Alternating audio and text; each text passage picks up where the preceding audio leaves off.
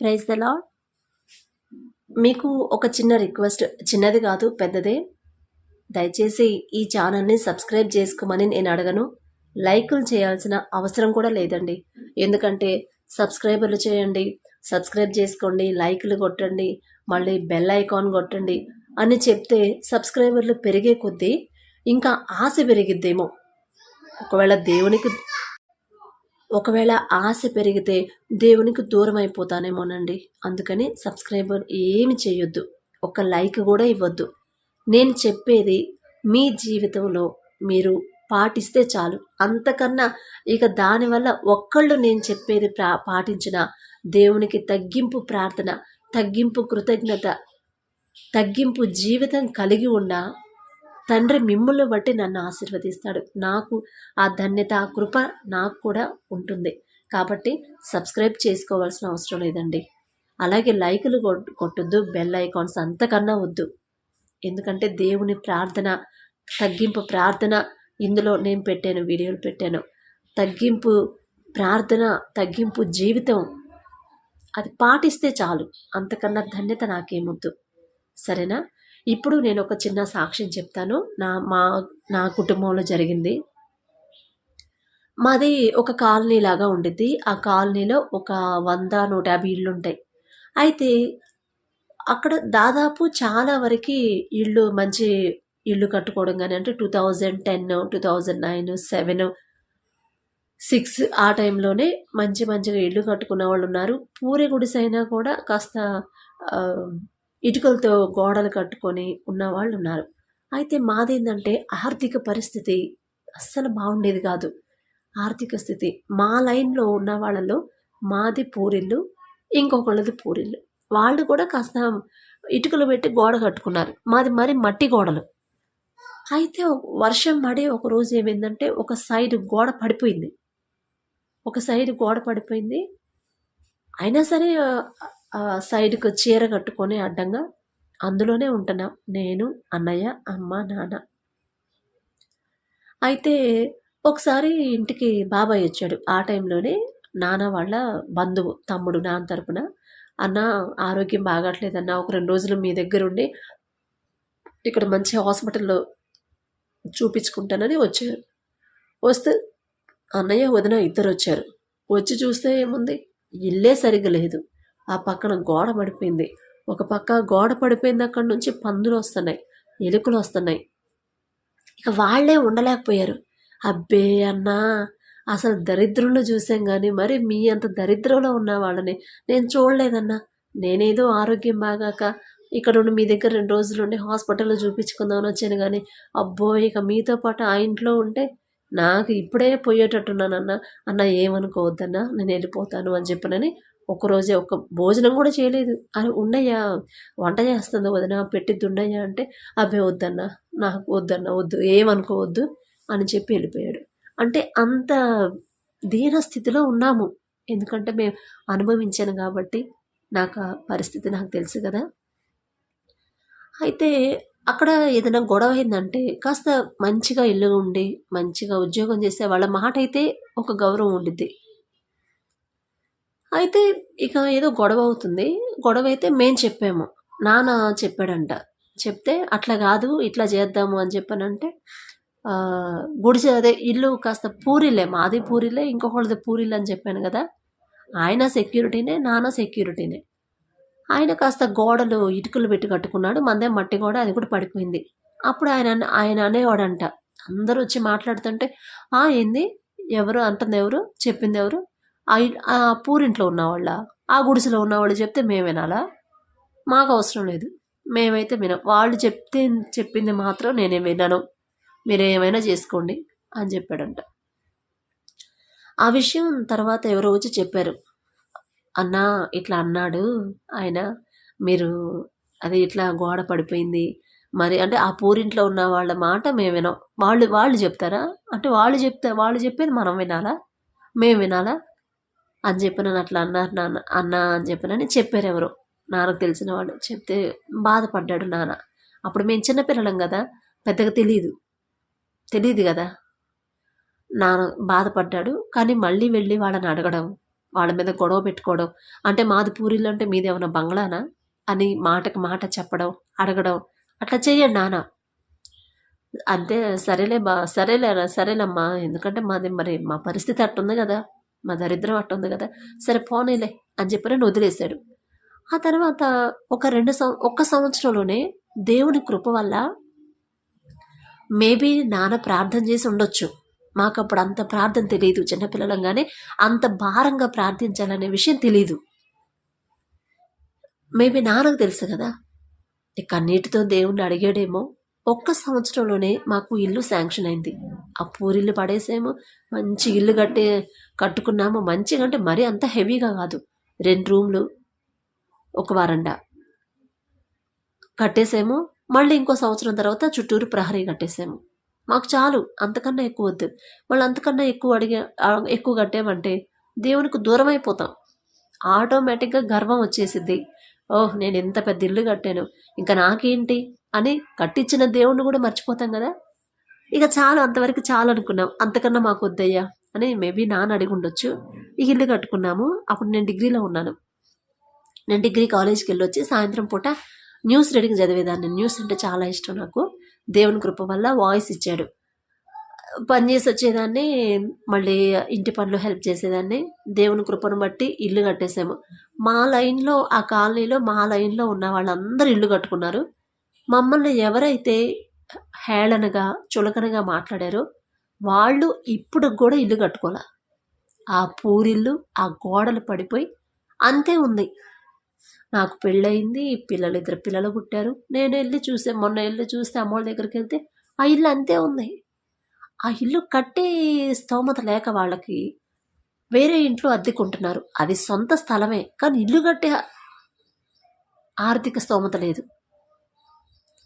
అసలు ఆశ్చర్యం కదా. అందరూ అనుకున్నారు, అరే వాళ్ళని ఎగతాళి చేసిన వాళ్ళు అదే స్థితిలో ఉన్నారు, వాళ్ళు కట్టేశారు ఇల్లు, అసలు కట్టడానికున్న యేసురత్నం కట్టేశాడు అని అందరూ. నిజంగా దేవుడు చేసిన మేలులు మన పక్షాన యుద్ధం చేస్తాడు. మన తండ్రి రోషం గల తండ్రి కదా. మనం ఎప్పుడైతే తగ్గించుకుంటామో మన తండ్రి మన ముందుకొచ్చి నిలబడతాడు. అరే, నా బిడ్డలు తగ్గించుకుంటుంటే వాళ్ళని ఇంకా చులకనగా చూస్తారా అని మన తండ్రి, నేను రోషము గల దేవుణ్ణి అని చెప్పాడు కదా బైబిల్లో. రోషంతోనే తండ్రి కార్యాలు చేశాడు. ఇల్లు కట్టాము, చుట్టూ ప్రహరీ కట్టాము, మంచిగా బాత్రూమ్ కానీ అంతా నీట్గా కట్టుకున్నాము. అసలు అంటే మా లైన్లో ఉన్న ఇళ్లలో మాది చిన్న ఇల్లే, కానీ చూడడానికి నీట్గా ఉండిద్ది. చాలామంది మా ఇంటిని చూసే అదే మోడల్లో కట్టుకున్నారు. వాళ్ళకున్న స్థలంలోనే 2 సెంట్లు స్థలం, ఆ స్థలంలోనే వాళ్ళకు నచ్చినట్టు, మాది సెంటున్నర, ఆ స్థలంలోనే కట్టుకున్నారు. అలాగే కట్టుకున్నారు. దేవుని కృప అసలు ఎంత గొప్ప ధన్యత కదా. వాళ్ళు ఇప్పటికి కూడా, వాళ్ళు 2007-6 ఆ టైంలో మమ్మల్ని హేళనగా మాట్లాడారు, అవమానించినట్టు. ఇప్పుడు 2024 అంటే ఎన్ని సంవత్సరాల గ్యాప్. ఈ సంవత్సరం దాకా కూడా వాళ్ళు ఇల్లు అనేది కట్టుకోలేదు. ఆ పూరి గుడిసె అప్పుడే ఎలా ఉందో ఇప్పటికీ అంతే ఉంది. కాకపోతే అది పడిపోయాయి, గోడలు పడిపోయాయి. ఇంకా లాస్ట్ ఇయర్ పడిపోయాయంట. వేరే ఇంట్లోకి రెంట్కి వచ్చారు. ఎప్పుడైనా సరే గుర్తుపెట్టుకోండమ్మా, మనకుంటే తండ్రి మన మీద జాలిపడి దయ చూపించి మనకిచ్చాడు అనుకోవాలి. కానీ మనకుంది, ఎదుటి వాళ్ళకు లేదు అని చులకనగా అవమానించినట్టు మాట్లాడామా, తప్పకుండా మనకున్నది తీసేసి వాళ్ళకిస్తాడు. ఎందుకంటే గర్విష్ఠులకి, అహంకారులకి ఎదిరించడానికి దీనులను నేను లేపుతానన్నాడు కదా తండ్రి. లేపాడు. అదే కనుక అప్పుడు కనుక నాన్న, నువ్వేందో నాకు చెప్పేది, నీదేమన్నా బంగ్లానా, నీదేమన్నా పెద్ద పెద్ద విల్లానా, నీది కూడా పూరి గుడిసేగా, నువ్వేందో నన్ననేది అని గనక ఎదురు మాట్లాడుంటే మేము కూడా మేబీ అదే స్థితిలో ఉండేవాళ్ళం. కానీ అట్లా మాట్లాడనివ్వలేదు తండ్రి. ప్రేరేపణ వస్తూ ఉండిద్ది కదా, మనల్ని గద్దిస్తూ ఉంటాడు. మాట్లాడొద్దు, నువ్వేం మాట్లాడొద్దు, సైలెంట్గా ఉండు, వాళ్ళ పని నేను చూస్తా అంటాడు. రోషం గల దేవుడు మన దేవుడు. మనల్ని ఎవరన్నా అంటే మన ప్రవర్తన దేవునికి ఇష్టంగా ఉంటే, మన జీవితం తగ్గింపు జీవితం దేవునికి ఇష్టంగా ఉంటే మన మీద ఒకరి మాట అననివ్వడు. ఏ పరిస్థితిని చూసైతే మనల్ని హేళన చేశారో అదే పరిస్థితికి వాళ్ళని తీసుకొస్తాడు. అలా వేరే వాళ్ళు కూడా ఇదే మమ్మల్ని ఎంత చులకనగా అంటే నాన్న చేసే పనిని బట్టి చులకనగా మాట్లాడారు. అదే పరిస్థితి వాళ్ళకు వచ్చేలా చేశాడు తండ్రి. అంటే అలా జరగాలి అని మేము కోరుకోకూడదు కూడా. ఎందుకంటే అవునయ్యా మా పరిస్థితి అదే. ఎందుకంటే మీ చిత్తం ఎప్పటికి ఉందో అప్పటి వరకు మేము ఎదురు చూడాలి. అలానే మిమ్మల్ని దేవుని దూషించే పరిస్థితి మనకి రాకూడదు అని సర్ది పెట్టుకుంటానే దేవుని కృపను బట్టి తగ్గింపు తగ్గింపు తగ్గింపు. ఎవరన్నా ఏదైనా మాట అన్నా కూడా సైలెంట్గానే ఉండాలి. మనం మాటకి మాట అనకూడదు. నువ్వు సైలెంట్గా ఉంటే నీ పక్షాన దేవుడు ఉన్నాడని వాళ్ళకి తెలిసేలా దేవుడు తండ్రి చేశాడు. కాబట్టి తగ్గింపు జీవితం, తగ్గింపు ప్రార్థన, తగ్గింపు జీవితం, తగ్గింపు మాటలు కలిగి ఉండండి. దేవుని కృప మా జీవితంలో అద్భుతాలు చేసిన తండ్రి మీకు కూడా మీ జీవితంలో చేస్తాడు. ఒకవేళ దేవుని కృపను బట్టి మీరు ఈ మాటలు నా మాటలు కాదండి, నాకైతే అర్హత లేదు, అంత జ్ఞానము అర్హత అంతకన్నా లేదు నాకు, ఏదో దేవుని దయ వల్ల ఈ మాటలు చెప్తున్నాను. దయచేసి ఛానల్ మాత్రం సబ్స్క్రైబ్ చేయమని చెయ్యొద్దు కూడా. ఒక్క మాట మీరు పాటిస్తే చాలు, అది నాకు ధన్యత తండ్రి నాకు ఇస్తాడు. మీరు చేశారంటే మళ్ళీ మీ వెనకాల నేను పరిగెత్తాలి. సబ్స్క్రైబర్లు పెరగట్లేదు ఎట్ట చేయాలి? ఇక ఆ తలనొప్పి నాకు వద్దు. మనుషుల్ని మాత్రం వెంబడించే పరిస్థితి నాకు వద్దు. తండ్రి మీద విత్తువాడను నేను, నీళ్లు పోయేవాడు అపోల్లో, వృద్ధి చేయేవాడు క్రీస్తే. మాట చెప్పడం దేవుని కృపను బట్టి చెప్తున్నాను. దేవుని చిత్తం అయితే వృద్ధి పొందిస్తాడు అంతే. కానీ ఒక్క మాట, నేను చెప్పే మాట మీరు పాటించండి, తప్పకుండా కార్యాలు చూస్తారు. ఇక మీరు ఏ పాస్టర్ గారి దగ్గరికి వెళ్ళక్కర్లేదు, ఏ దైవజనుడిని మీరు అడగక్కర్లేదమ్మా. ఎందుకంటే నేనైతే ఎక్కువ పాస్టర్ గారు వాళ్ళకి సమస్యలు చెప్పను, నాకు చెప్పబుద్ధి కాదు ఎందుకనో. అదేంటి సిస్టర్, దైవజనుడికి చెప్పి ప్రార్థన చేయించుకోమని ఉంది కదా బైబిల్లో అంటే చేయించుకోవాలి. కానీ నాకెందుకనో వాళ్ళకి చెప్తే ఏంటంటే సమస్య మనం వదిలేస్తాం, దేవుని మనం అడగం. ఎందుకని వాళ్ళకి చెప్పాం కదా, దైవజనులు ప్రార్థన చేస్తారు, మన ఇంట్లో కార్యం జరిగిద్ది అని అంటారు. కానీ మనం చేసుకున్నంత భారంగా వాళ్ళు చేయలేరు కదమ్మా. మేబీ చేస్తారు, కొంతమంది చేయొచ్చు. ఎందుకంటే అందరూ సంఘంలో ఉన్న అందరూ సమస్యలు చెప్తారు. వాళ్ళు ఒక్కొక్కళ్ళ కోసం ఎంతసేపు అని ప్రార్థన చేయగలరు అంత భారంగా? కాబట్టి వ్యక్తిగత ప్రార్థన ఇంపార్టెంట్. 3 గంటలకు లేచి ప్రతి ఒక్కళ్ళు ఎవరింట్లో వాళ్ళే ఉండి 3 గంటలకు లేచి మీ సమస్యని దేవుని పాదాల దగ్గర పెట్టి కన్నీరు కార్చండి. ఆ సమస్య తీయకపోతే నన్ను అడగండి, ఖచ్చితంగా నన్ను అడగండి, కమెంట్ పెట్టండి, నేను చెప్తాను. తీసేయలేదు సిస్టర్ అంటే ఖచ్చితంగా తీస్తాడు. మళ్ళీ ఒకవేళ సమస్య పోయిన తర్వాత తగ్గింపుతోనే కృతజ్ఞత చెప్పండి. నేనే పాటిదాన్నయ్యా, నేనెంత, నా భక్తి ఎంతయ్యా, నేను ప్రార్థన చేసిన, నేను అడిగిన నాకు ఇచ్చారంటే నేనే పాటిదాన్ని తండ్రి అని మరలా మీరు కృతజ్ఞతతో కన్నీటితో దేవునికి కృతజ్ఞత చెప్పండి. ముచ్చటేసిద్దమ్మ, దేవుడు ఎంత ప్రేమిస్తాడంటే నన్ను ప్రేమించాడు. ఎక్కడో ఉండాల్సిన గుడిసెలో ఎక్కడో ఉండాల్సిన నన్ను తీసుకొచ్చి ఇంత పెద్ద, ఇప్పుడు 200 స్క్వేర్ ఫీట్ ఇల్లు, ఆ ఇంట్లో నేను ఉంటున్నాను.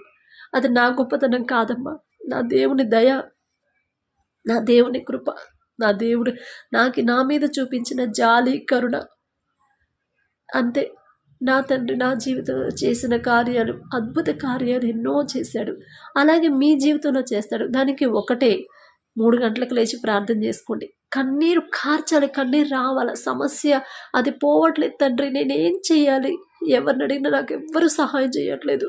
కానీ మీరు కూడా నాకు సహాయం చేయకపోతే పోవాలి.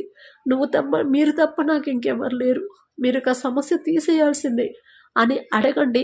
ఖచ్చితంగా తండ్రి చేస్తాడు. నీ శత్రువుల ఎదుట నిన్ను నిలబెడతాడు. నిన్ను ఎగతాళి చేసిన వాళ్ళకి, అమ్మో వాళ్ళ పక్షాన దేవుడు ఉన్నాడు, దేవుడే యుద్ధం చేస్తాడు, వాళ్ళని కదిలించకూడదు అనేది ఎదుటి వాళ్ళకి తెలిసేలా చేస్తాడు మన తండ్రి. అప్పుడు ఫరోకి తెలిసింది కదా, ఫరో తెలుసుకున్నాడు కదా, ఇశ్రాయేలు పక్షాన యుద్ధం చేస్తుంది వాళ్ళు కాదు, వాళ్ళు నమ్మిన యెహోవా దేవుడే యుద్ధం చేస్తున్నాడని వాళ్ళు తెలుసుకున్నారు కదా. అలానే మనతో విరోధంగా ఉన్న వాళ్ళు మన మీద మాటలు ఎన్నైనా చెప్పుకోనివ్వండి, మనం వినొద్దు, దేవుడు వింటాడు. మనం మాట్లాడొద్దు, దేవుడు మాట్లాడతాడు. మనం గొడవాడొద్దు, దేవుడు గొడవాడతాడు. మనం ఫైటింగ్ మనం వెళ్ళొద్దు, తండ్రే చేస్తాడు. కానీ మనం చేయాల్సింది ఒకటే, ఒకవేళ నా తప్పే ఉందేమో నన్ను క్షమించయ్యా, వాళ్ళ తరపు నేను క్షమాపణ అడుగుతున్నా, నేనే తప్పు చేశానేమో అని మీ మీద వేసుకొని ఆ నింద మీ మీద వేసుకొని దేవుని క్షమాపణ అడగండి. ఖచ్చితంగా మీ పక్షాన ఉంటాడు. మీరు ఒకవేళ ఇలాంటి కార్యం మీ జీవితంలో జరిగితే ఒక కమెంట్ పెట్టండి.